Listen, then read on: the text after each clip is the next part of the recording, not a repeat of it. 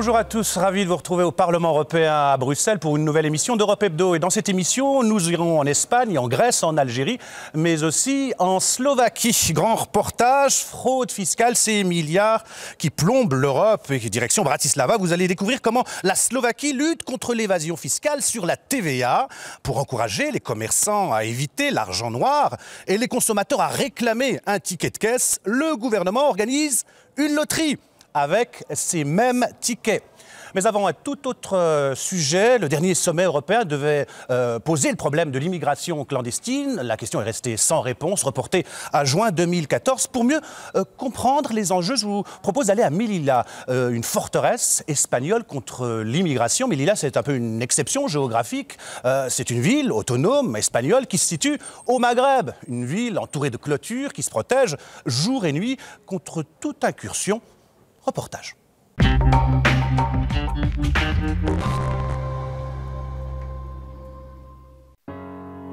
Le grillage fait 7 mètres de haut. Et il y en a 3 des comme ça. Ce rideau de fer court tout le long de la frontière qui sépare d'un côté le Maroc et de l'autre côté l'Espagne. Alors bien sûr, il est surveillé jour et nuit par une 60aine d'agents de la garde civile espagnole. Le travail de la garde civile dans ce périmètre, c'est de regarder tout le temps de l'autre côté du grillage et d'essayer de localiser les groupes de subsahariens qui peuvent avoir l'intention de s'approcher.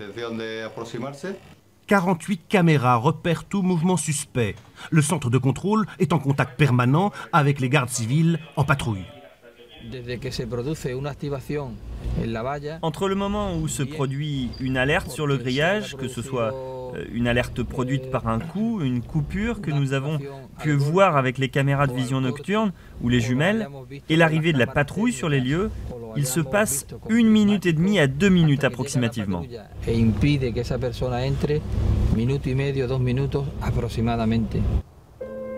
3000 tentatives de passage ont eu lieu depuis le début de l'année. La plupart ont été repoussées par les gardes civils. Et vous allez le voir, tous les moyens sont utilisés. Ici, la garde civile a des doutes sur le pare-choc d'une 309 noire. Et pour cause, à l'intérieur se trouve un clandestin. L'homme est inanimé. Les douaniers vont mettre plusieurs minutes à le désincarcérer. Il est vivant. Il a payé au passeur la somme de 3000 € pour entrer clandestinement en Europe. Pour lui, c'est raté.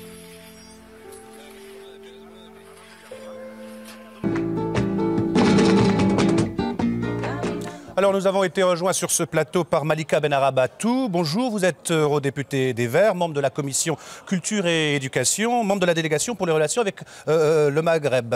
Vous venez de regarder ce reportage, donc des clandestins qui se cachent dans des pare-chocs pour pouvoir passer dans l'Eldorado européen. Ça vous inspire quoi? Ça m'inspire de la colère parce que c'est incroyable. En 2013, nous en sommes encore. C'est une vision uniquement vision sécuritaire. Et on a cette vision où il y aurait comme ça des afflux de migrants du Sud qui viennent. C'est terrible. En 2009 déjà... qu'est-ce qu'on peut faire? On peut pas laisser tout ouvrir. On ne peut pas laisser tout ouvert. C'est impossible. On ne peut pas tout fermer. C'est inhumain. Qu'est-ce que l'Europe peut faire? Mais la question, c'est justement... Il faut avoir en tête que c'est cette politique sécuritaire qui produit de l'immigration clandestine. La seule vision qu'on peut avoir, si on veut être en cohérence avec nos valeurs, l'Europe est vue comme, comme des pays qui ont une valeur humaine très forte, etc. Or, avec cette façon, cette approche uniquement sécuritaire, nous sommes en incohérence avec nos valeurs. Nous ne sommes plus en cohérence avec nos valeurs de fraternité, d'égalité, de liberté. La seule position qu'on peut avoir, c'est la circulation des personnes. Comment est-il possible qu'on accepte la circulation des marchandises, qu'elles puissent circuler, et les humains ne pourraient pas circuler, ne pourraient pas être mobiles? Il faut quand même avoir en tête qu'il y a un sentiment de mépris de tous les jeunes du Sud. Eux, ils sont au Sud, ils ont l'impression qu'ils sont enfermés et qu'ils ne peuvent pas bouger. Tous les jeunes du monde sont pareils, ils ont envie de voir le monde, de découvrir, etc. Schengen, c'est un mur de Berlin alors? C'est quoi? C'est un mur de Berlin et le paradoxe, c'est qu'en voulant permettre la mobilité au sein de l'Union européenne, nous avons créé une espèce d'Europe forteresse. Écoutez, je vous propose d'écouter deux haragas, comme on les appelle en Algérie, 2 clandestins qui ont tenté de gagner les côtes espagnoles depuis les plages algériennes. Ça n'a pas marché, ils sont au micro de la chaîne de télévision algérienne An-Nahar. On écoute et vous réagissez juste après.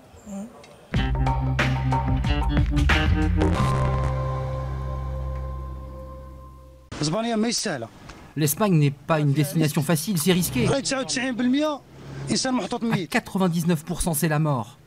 Moi, j'y suis allé et notre embarcation s'est renversée, près des côtes.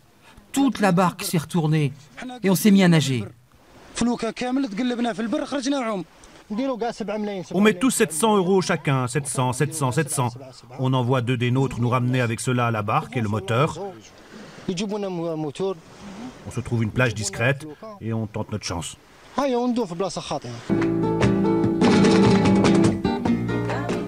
Alors Malika Benarabatou, on les a entendus. Qu'est-ce qui explique que cette jeunesse veuille partir de leur pays? Brûler leur vie, hein, parce que c'est ça, Brûler, c'est brûler, oui. ils brûlent leur vie. Brûler leur destin, leur papier. Eh oui, moi je pense que la responsabilité elle est vraiment des deux côtés. Nous avons des pays du Sud qui ne sont pas en capacité de pouvoir proposer une vie décente, envisageable pour leur jeunesse. Je viens d'Algérie où nous avons une délégation la semaine dernière et un pays comme l'Algérie, qui est un pays riche avec son pétrole et son gaz, n'a pas mis en place une politique suffisamment démocratique. La seule façon... C'est un pays qui n'arrive pas à retenir sa jeunesse? Mais il n'arrive pas à proposer, à permettre aux jeunes de se projeter dans leur pays de manière décente. Pour moi, ce qui pourrait permettre de sortir de cette folie et de cette inhumanité, ça serait une dynamique avec une intégration du Maghreb, et les peuples le veulent. Cette intégration permettrait de créer une dynamique autour de comment on va ouvrir les frontières déjà, puisqu'il faut voir qu'entre l'Algérie et le Maroc, les frontières sont fermées, les frontières terrestres, j'entends. Donc une dynamique au niveau du Maghreb qui permettrait de permettre aux jeunes d'avoir des emplois, il y a un taux de chômage énorme. Et en même temps, la possibilité de vivre décemment. Il faut savoir que par exemple les militants des droits de l'homme sont harcelés en Algérie quotidiennement. Donc il faut une ouverture aussi des espaces publics, des libertés publiques et en même temps un projet qui permet de mettre en marche. Et puis je vous le disais, au nord, sortir d'une vision migratoire. Nous ne sommes pas dans un moment de migration. C'est ça qui ne va plus. Nous sommes dans un monde où la circulation est vraiment ce qui se passe. Sur les droits de l'homme, vous avez été alerté par des organisations sur la présence de centaines d'Algériens dans des centres de détention en Bulgarie, des Algériens, des Tunisiens, des Marocains, d'autres Africains. Racontez-nous. Alors moi j'ai été alertée. Des conditions déplorables. Voilà, des conditions déplorables. Il y a même, les jeunes ont mis le feu pour essayer de sortir. Les centres de rétention sont à la fois dans les pays du Sud, parce qu'il y en a aussi en Italie, et dans les pays du Nord. Et nous sommes en train de créer... Vous allez y aller là? Qu'est-ce qui se passe? Qu'est-ce qui se passe dans ces centres de rétention? Il se passe que la situation est d'une extrême pauvreté. Il y a une accumulation, les jeunes se retrouvent tous ensemble dans des conditions sanitaires déplorables, au tel point qu'ils sont prêts même à mettre le feu pour essayer de trouver une solution. Vous allez y aller?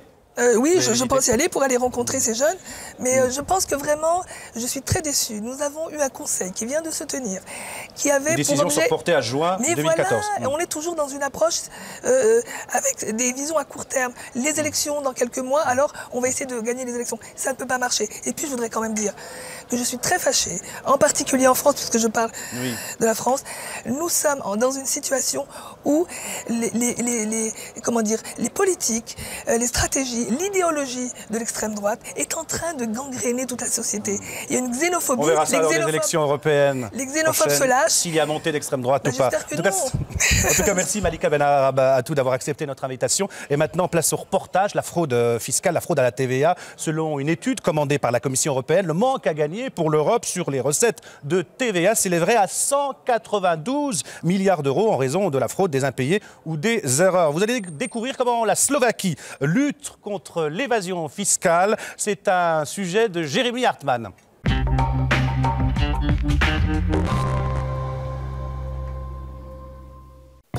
En Slovaquie, ce simple ticket de caisse peut vous faire gagner une voiture ou 10 000 euros.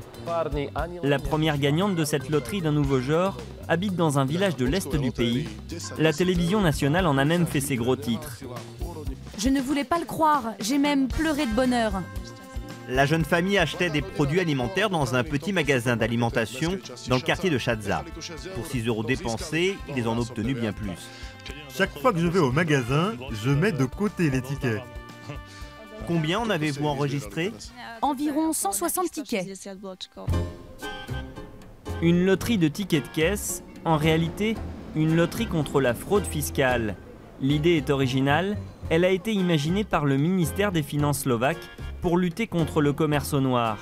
Selon la direction des impôts, la fraude à la TVA représenterait une perte de 150 millions d'euros pour les caisses de l'État, un luxe que la Slovaquie ne peut plus se payer en cette période de crise.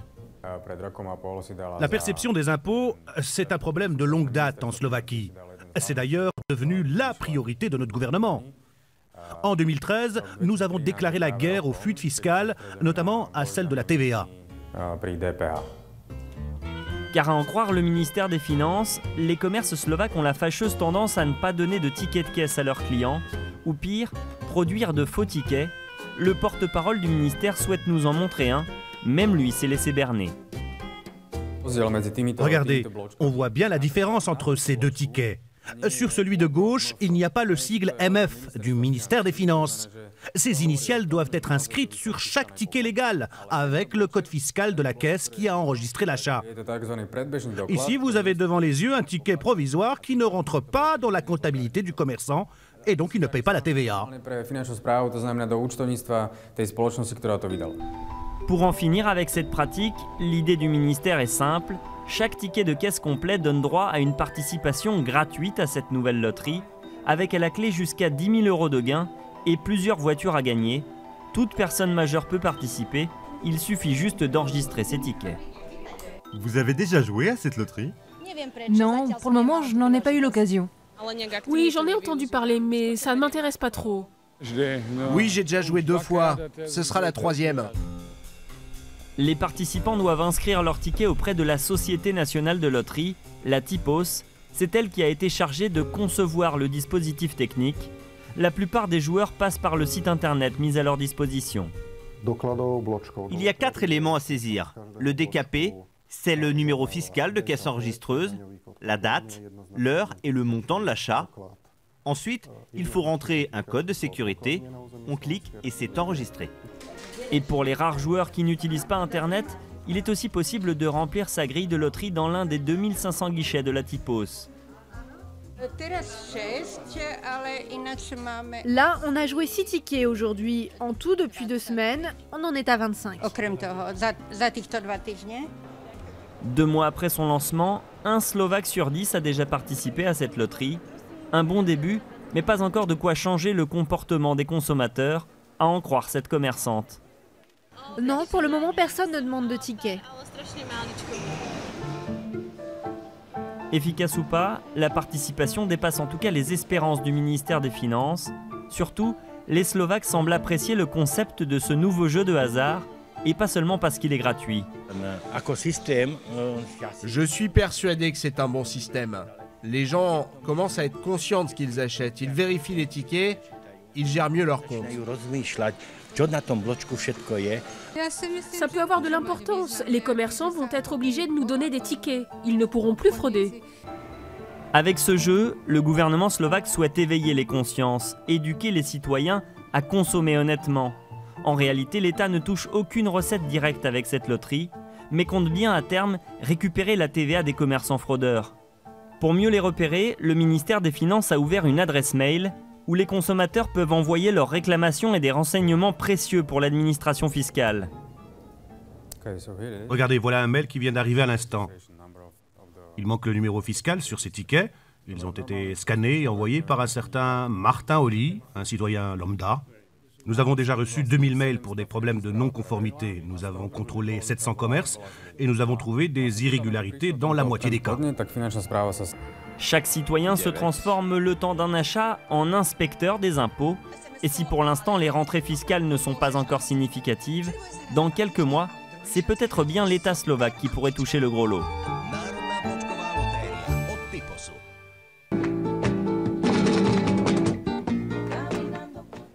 Voilà, c'était un reportage de Jérémy Hartmann. Le pillage des États, les voleurs de l'Union, autrement dit la fraude fiscale, les particuliers, les entreprises qui soustraient l'argent aux impôts, les paradis fiscaux qui les accueillent, les spécialistes qui les conseillent pour optimiser. C'est le débat d'aujourd'hui. 2 invités nous ont rejoints. Ingeborg Grässle, bonjour. Bonjour. Vous êtes députée européenne, allemande et membre de la CDU, le parti d'Angela Merkel. On va voir avec vous la vision allemande dans la lutte contre la fraude fiscale. À vos côtés, Limonok, bonjour. Vous êtes député européen français, socialiste. Et et économiste. Vous avez publié un essai que Gérard Depardieu n'a pas dû lire. Il est intitulé « Vive l'impôt ». Alors, vous venez de regarder ce reportage. Alors, cette idée de gouvernement slovaque qui, pour lutter contre la fraude fiscale, utilise une loterie avec des tickets de caisse, ça vous inspire quoi?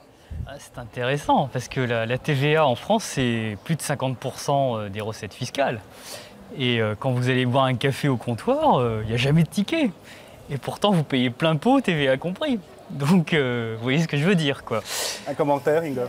C'est une méthode très drôle, mais ça ne suffit pas. Qu'est-ce qui arrive avec le commerçant qui ne paye pas les impôts? S'il n'y a pas un système judiciaire derrière, ça ne sert pas à grand-chose. Alors, on l'a bien compris, la collecte des impôts, c'est de la compétence des États. Alors, on fait comment au niveau européen pour lutter contre la fraude fiscale? Il n'y a pas d'harmonisation fiscale en Europe.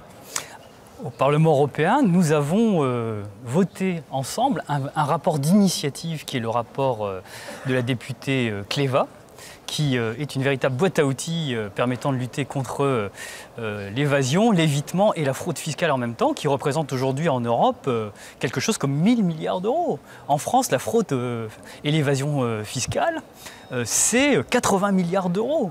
80 milliards, c'est l'équivalent de notre déficit budgétaire. Là aussi, vous voyez ce que je veux dire. Donc, il est important de rétablir le consentement à l'impôt, parce que l'impôt, c'est un pilier de ce que nous appelons chez nous la République, de la chose publique.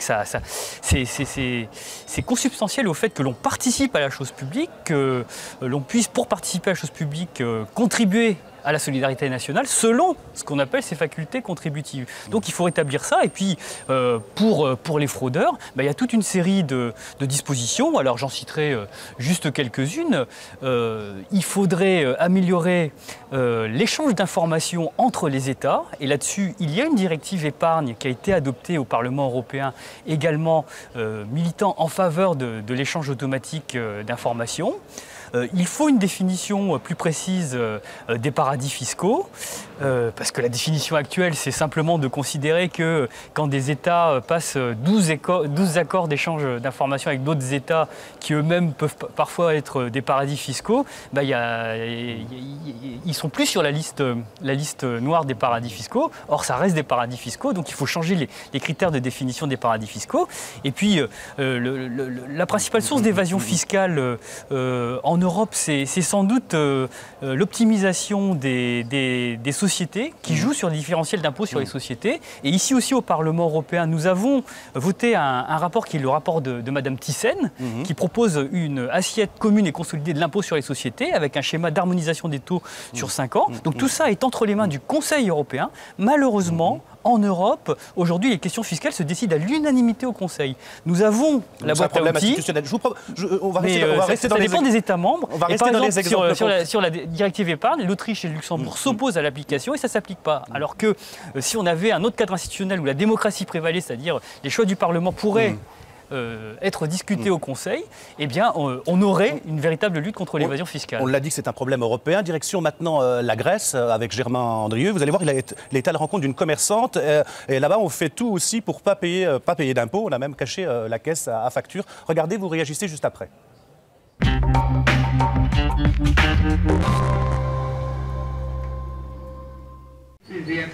Au cœur du Plaka, le quartier touristique d'Athènes. Dans certaines rues, plus d'une boutique sur 3 a mis la clé sous la porte. Ici, la fraude fiscale n'est pas un choix. Pour tous ces petits commerçants, c'est plutôt une question de survie. C'est simple, on négocie avec le client. Et bien sûr, ça dépend du client. Les grandes chaînes de vêtements font des factures car elles n'ont pas le choix. Mais pour nous, petits commerces, c'est plus simple, on est moins contrôlés. Et alors vous le faites ? Mais bien sûr, on n'a pas le choix. En tant que petite entreprise, j'ai plus de 5 000 € de taxes, alors que ma société, c'est moi toute seule. Et du coup, les factures n'existent plus. Vous voyez, elle est cachée en bas, ma caisse. Mais elle est fermée depuis 2 mois. Il faut dire qu'en moins d'un an, la TVA est passée de 19 à 23%.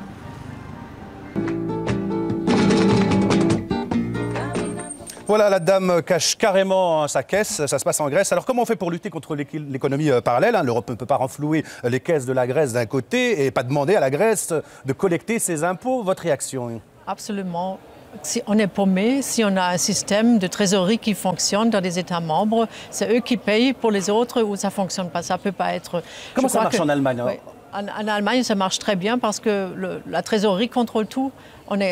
Ils contrôlent les commerçants, mais on contrôle aussi les contribuables. Mais notre problème, c'est que quand il y a accord entre les commerçants et ceux qui achètent, on fait moitié-moitié. Comme ça, c'est une situation gagnante et l'État n'a rien. C'est pour ça qu'il faut toute une panoplie de mesures. Ce n'est pas unilatéral. Mais il faut avant tout un système crédible, un système moderne. Il faut l'informatisation de la trésorerie. Sinon, on n'arrive à rien. Et on voit que la trésorerie grecque n'a même pas des ordinateurs. Alors comment veut-on faire l'Europe et un système de trésorerie s'il n'y a pas ça? Les CD disponibles grâce à la France en Grèce avec les contribuables qui ont leur argent en Suisse. Mais qu'est-ce que la Grèce en a fait après 2 ans et demi, 3 ans? Rien. Je vous sens plus sévère. Oui, l'Allemagne a vraiment acheté des CD. On a poursuivi chaque cas. Et c'est ce qu'il faut faire. Il faut vraiment que la justice, la police financière et la trésorerie, qu'ils travaillent ensemble pour vraiment travailler et lutter contre la fraude fiscale. Donc la fraude fiscale, c'est pas simplement la fraude à la TVA. Il y a aussi cette polémique du billet de 500 €. Hein. Il y a un chiffre, c'est 1/3 des euros en circulation en Europe. Et vous en avez vu des billets de 500 €? Moi, j'en ai jamais vu. Les policiers disent que ces 500 € servent beaucoup aux trafiquants et aux fraudeurs fiscaux. Pourquoi on ne les supprime pas, ces 500 €? Il y a la Banque Centrale Européenne qui ne le veut pas. Ah bah, il y a des gens qui proposent carrément de supprimer le liquide. Hein. Moi, j'ai déjà débattu avec des universitaires qui proposaient ça. Bon, c'est assez intéressant, mais ça ne règle pas. On parle du billet de 500 €, les mallettes qui partent de Genève, c'est beaucoup ça. Oui, cela dit, ça ne règle pas le problème, quoi. Comme je vous le dis, le principal vecteur de l'évitement et de l'optimisation fiscale, c'est des transferts tout à fait légaux. Dans le cadre des prix de transfert, par exemple, quand les entreprises font de l'optimisation fiscale et qu'elles s'arrangent pour payer l'impôt sur les sociétés dans le pays où le taux d'imposition est le moins élevé. De la même façon, il y a des produits d'épargne qui sont souscrits tout à fait légalement dans des pays où la fiscalité est particulièrement avantageuse, où les autorités sont peu regardantes. Donc là, c'est une histoire d'échange d'informations et de coopération. Si on supprimer les 500 €. Absolument, je suis pour. Si on ne s'attaque pas aux transactions en espèces, on ne va jamais aboutir au problème. C'est pour ça que moi, je suis pour.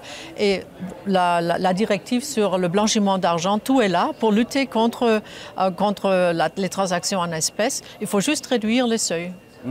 Alors l'évasion fiscale également, donc on peut mettre dans un paquet cornflakes 500 000 €, hein, c'est risqué physiquement, hein, de Genève jusqu'à Paris. On peut aussi avoir l'invitation de certains conseillers qui vous disent OK, vous avez fermé votre compte en Suisse, welcome in Singapour, willkommen in Singapour. On va finalement jamais les récupérer, cet argent qui manque tant à l'Europe, 6 milliards qui manquent à l'Europe. Oui, mais on peut très bien lutter contre les paradis fiscaux en augmentant la coopération internationale. Et là, il faut plus de crédibilité. Aussi, au sein de l'Europe, je serais déjà très contente si on pouvait s'attaquer aux paradis fiscaux en Europe, au sein de l'Union, et aussi dans certains pays voisins. Depuis 2007, le Conseil a bloqué l'accord sur la fraude fiscale avec le Liechtenstein. Et là, allez-y, c'est encore une fois le Luxembourg et l'Autriche. Lim, comment on fait pour retrouver cet argent qui manque à l'Europe s'ils partent à Singapour? Je vous ai tout à l'heure déballé un peu longuement la boîte à outils dont on dispose sur les paradis fiscaux. Il faut définir très clairement ce qu'est un paradis fiscal. La loi FATCA américaine qui permet la communication des comptes au fisc des différents pays étrangers, c'est pour la Suisse. Oui, c'est un exemple à suivre. Et puis, chaque État aujourd'hui prend ses responsabilités. Et il faut souligner qu'en France aujourd'hui, il vient d'avoir de nouvelles dispositions avec la création d'un procureur de la République financier disposant de tous les moyens possibles d'investigation.